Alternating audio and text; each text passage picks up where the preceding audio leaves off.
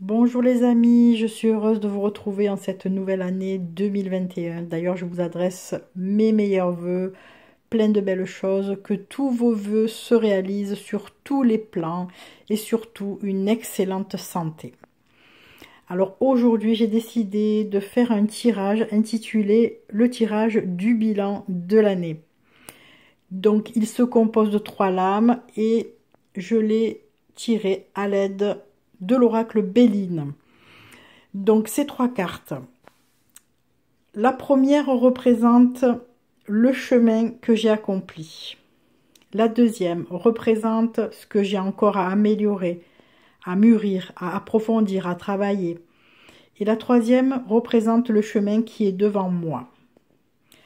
Alors tout d'abord, le chemin accompli, donc pour 2020, bien entendu, avec la carte trafic. Donc cette lame représente une période favorable aux transactions, aux échanges, à la communication. Elle symbolise le dynamisme, le mouvement, les nouvelles rencontres, l'équilibre, les nouveaux lieux, des déplacements. Donc ce qu'on peut comprendre, c'est que durant toute l'année 2020, vous avez eu envie sûrement de bouger, d'innover, de renouveler ne serait-ce que vos contacts, de changer de lieu de vie, de travail. C'était l'année où vous vous êtes plus ou moins cherché. Donc vous avez un petit peu fouiné partout pour savoir ce que vous pouviez changer. On peut dire que c'était l'année du mouvement et de la quête du changement. Alors, la deuxième lame. Qu'est-ce que je dois améliorer, mûrir ou approfondir? Avec la carte l'eau. Donc, cette carte symbolise également le mouvement. Elle indique ici qu'il faut encore travailler sur l'exploration de nouveaux horizons. Donc, il faut continuer et ne pas hésiter à franchir des obstacles afin d'obtenir le véritable objectif. Donc, si pendant toute l'année, on a cherché, on a bougé, là, il va falloir mettre en application, en fait. C'est ce qu'on nous dit. Donc, il va falloir aussi apprendre à lâcher prise et à se laisser porter par les flots sans se prendre la tête. Car la carte de l'eau représente tout ce qui est émotion. Donc ici, il y a un travail émotionnel peut-être à faire. L'eau symbolise l'inconscient, l'insondable, le mystérieux.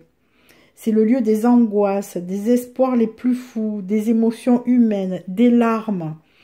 C'est aussi le cycle maternel. Donc cette carte peut représenter un voyage sans retour, un lieu jamais atteint, un bateau parti de son port sans voile, comme on peut le voir sur la photo. Donc on peut laisser, ça peut laisser supposer qu'il y a un départ vers un ailleurs inconnu et qu'on n'est jamais certain d'atteindre l'objectif. Donc voilà, c'est là-dessus qu'il va falloir travailler, sur les angoisses, les peurs, le manque de confiance, le lâcher prise, tout ce qui est émotionnel et qui a un rapport direct avec un changement. Donc, vous avez songé à changer, maintenant il va falloir passer à la vitesse supérieure. Alors, quelle carte représente le chemin qui est devant nous, ici avec le cloître? Alors, la représentation de cette carte évoque un lieu clos, fermé par une grille, comme on peut le voir. Cependant, si l'on réfléchit bien, symboliquement, le cloître représente aussi le besoin de s'isoler, l'envie de calme, de se reposer, de méditer. Elle peut indiquer un besoin de communication spirituelle, le cloître étant l'union du ciel et de la terre. Cette carte peut aussi représenter notre cerveau, la réflexion, la concentration. Donc, pour plus de précision, j'ai décidé de la recouvrir parce que elle est à double tranchant. Elle peut aussi bien symboliser quelque chose de volontaire que d'involontaire. Donc, moi, j'ai recouvert avec la carte Union. Donc, Union qui représente l'affectif, les émotions, là aussi. Plus qu'une entente, un partage de deux êtres unis, une fusion, une complémentarité. Une promesse, ça peut être l'éternité d'un couple. Donc, mais symboliquement, elle ne se limite pas qu'à la vie amoureuse. Elle peut aussi concerner un travail, un appartement, un partenariat, une association.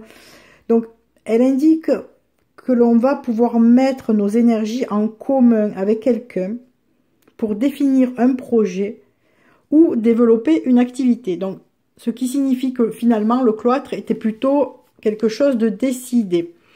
Donc, voilà ce qui nous attend en 2021. C'est peut-être donc de partir, de changer de lieu de vie pour peut-être décider avec quelqu'un, que ce soit la personne qui partage notre vie sentimentale ou bien un associé ou encore un ami, à se diriger vers quelque chose de plus calme, de plus spirituel, pourquoi pas, quelque chose vraiment que l'on a décidé à tête reposée avec notre cerveau.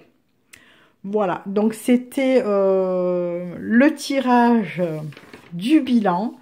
Donc j'espère que cela vous aura parlé pour le premier tirage de l'année.